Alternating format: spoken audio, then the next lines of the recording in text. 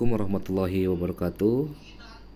Untuk mata kuliah manajemen strategi, ya ini materinya tentang GCG, Good Government ataupun Good Corporate, artinya perusahaan ataupun tata letak perusahaan.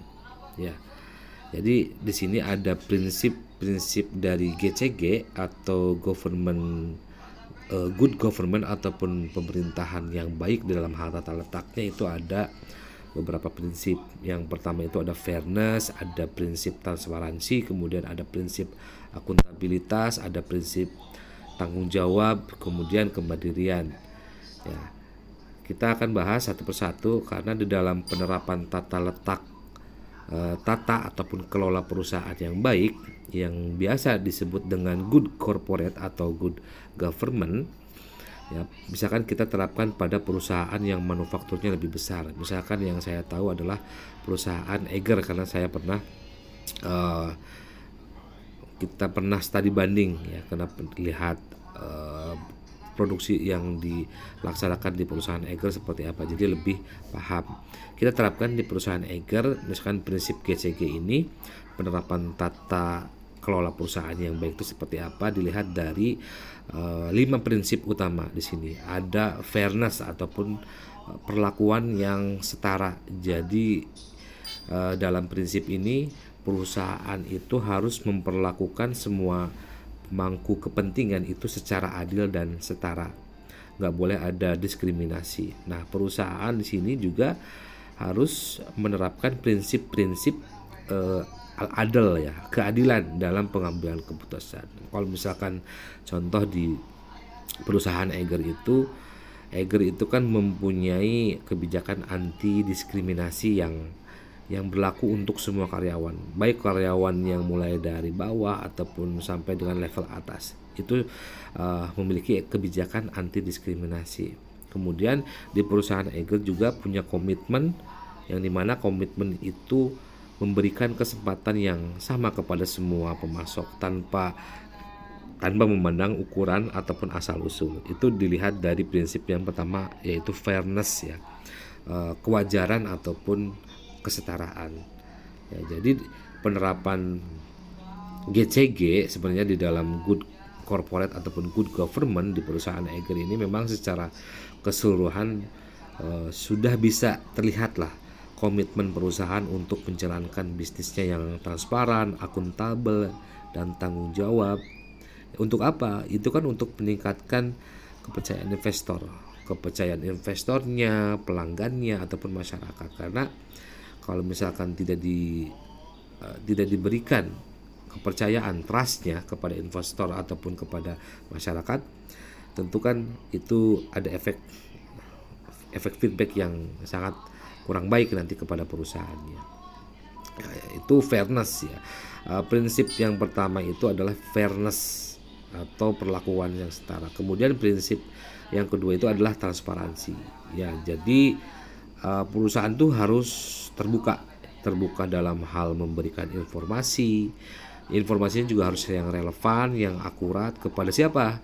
Ya, kepada seluruh pemangku kepentingan atau yang disebut dengan stakeholder. Dan di sini dalam stakeholder itu pasti ada pemegang sahamnya, kemudian ada karyawannya, ada pelanggan, kemudian dan masyarakat di situ. Nah, informasi ini biasanya apa? Terkait dengan, ya, harus terbuka, kinerja keuangan harus disampaikan, kemudian strategi bisnis perusahaan itu harus seperti apa, itu juga harus diberitahukan, ya. Kemudian struktur organisasi penting buat karyawan biar tahu level-level yang harus job desk yang harus dikuasai oleh setiap karyawan.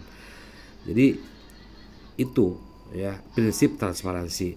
Ya, misalkan kalau di perusahaan Eiger kan secara rutin pasti selalu mempublikasikan laporan keuangan tahunan. Itu apa? Sustainable, ya, laporan berkelanjutan. Kemudian informasi lainnya itu juga kita bisa akses di situs resmi Eiger, ya.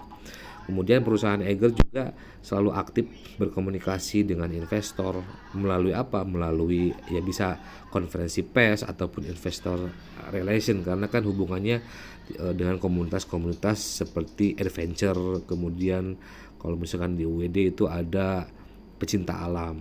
Nah, jadi kan harus ada keterbukaan bisnis, keterbukaan strategi bisnisnya, ataupun laporan-laporan yang memang menurut orang lain itu dianggap sensitif. Tapi itu lebih untuk membuka ya, transparansi, agar lebih apa? Agar tidak ada sekat pembatas antara manajer dengan karyawan, ataupun dalam hal kerjasama nanti ke depan untuk memajukan perusahaan seperti apa.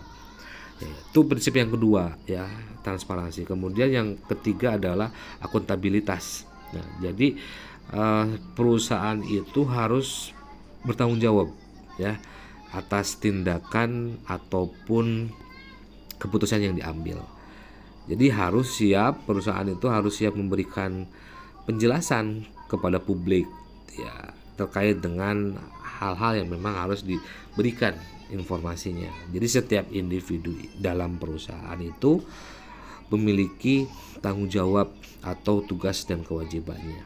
Ya, kalau misalkan di perusahaan Eiger itu kan mempunyai mekanisme pengawasan internal yang kuat. Seperti ada dewan komisaris yang independen ya, untuk apa? Itu kan untuk memastikan bahwa perusahaan itu beroperasi sesuai dengan peraturan undang-undang dan etika bisnis. Nah, selain itu juga di perusahaan Eiger punya kode etik ya, punya kode etik perusahaan yang memang harus dipatuhi oleh seluruh karyawan. Itu dalam prinsip yang ketiga, prinsip akuntabilitas. Ya, kemudian prinsip selanjutnya adalah prinsip tanggung jawab ya, responsibility. Ya, jadi dalam prinsip responsibilitas ini atau tanggung jawab ini, jadi si perusahaan itu harus sadar, harus bisa menyadari dampak aktivitas bisnisnya terhadap lingkungan dan masyarakat, serta punya komitmen untuk menjalankan bisnis secara sustainable ya, berkelanjutan. Nah, perusahaan ini juga harusnya punya tanggung jawab atas kesejahteraan karyawan dan mitra bisnis. Ya, jadi di sini para pengelola itu wajib memberikan tanggung jawab atas semua tindakan dan pengelolaan perusahaan kepada para pemangku kepentingan sebagai wujud kepercayaan yang diberikan pada karyawan. Nah, 5 dimensi ini adalah dimensi ekonomi, hukum, moral, sosial, dan spiritual. Kalau misalkan di perusahaan Eiger itu sudah memberikan insentif keberlanjutan. Nah, seperti menggunakan bahan-bahan yang ramah lingkungan di dalam memproduksi produknya, kemudian memikirkan juga bagaimana untuk mengurangi limbahnya, kemudian mendukung komunitas lokal. Itu kan bagian daripada sebuah responsibilitas sebuah perusahaan Eiger. Kemudian Eiger juga punya program pengembangan karyawan yang komprehensif. Jadi investasi SDM-nya itu tidak pernah berhenti. Itu prinsip yang responsibilitas, tanggung jawab. Kemudian yang kemandirian ya, perusahaan ini seharusnya memiliki kebebasan di dalam mengambil keputusan bisnis. Jadi tanpa adanya campur tangan yang tidak semestinya dari pihak luar. Nah, biasanya dewan komisaris dan direksi ini kan memiliki kewenangan penuh di dalam menjalankan tugasnya. Ya, kalau misalkan dilihat di perusahaan Eiger itu, struktur organisasi Eiger itu kan dirancang sedemikian rupa ya, sehingga dewan komisaris dan direksi itu memiliki kewenangan yang jelas dan terpisah. Jadi kan harus tahu job deskripsinya. Nah, dewan komisaris ini kan dia fungsinya sebagai pengawas. Kalaupun direksi itu dia punya tanggung jawab atas pengolahan perusahaan sehari-hari. Jadi terkait dengan keluar masuk produk ataupun terkait dengan test and proper test produk sebelum dipasarkan di pasar ataupun di market, dia harus tanggung jawabnya adalah direksi ya, atas pengelolaan perusahaan sehari-hari. Ya, kemudian ada lagi terkait dengan manfaatnya. Jadi kalau manfaat good government atau corporate itu memudahkan akses terhadap investasi domestik maupun asing,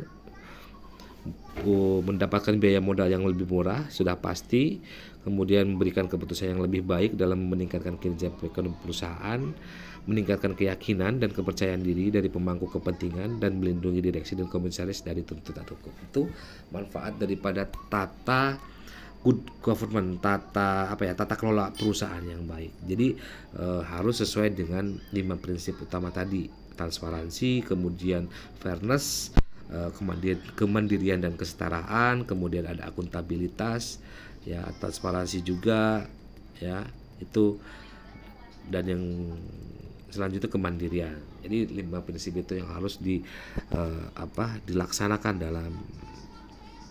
dalam menata dan mengelola perusahaan yang baik.